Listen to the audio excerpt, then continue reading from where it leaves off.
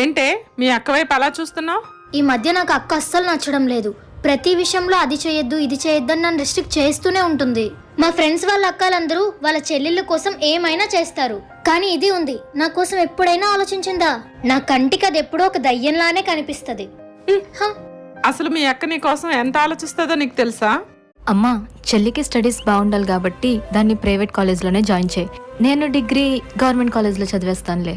ఈసారి పండక్కి చెల్లికి కొత్త బట్టలు తీ, నేనున్న వాటినే వేసేసుకుంటాలే. అమ్మా, ముందు చెల్లికి ఫీజు కట్టే, లేదంటే దాన్ని ఎగ్జామ్ రాయనివ్వరు. నేను ఏదో ఒకటి మేనేజ్ చేసుకుంటాలే. ఇప్పుడు చెప్పు, మీ అక్క నీకు ఎలా కనిపిస్తుంది? నీ తర్వాత ఇంకో అమ్మలా కనిపిస్తుంది.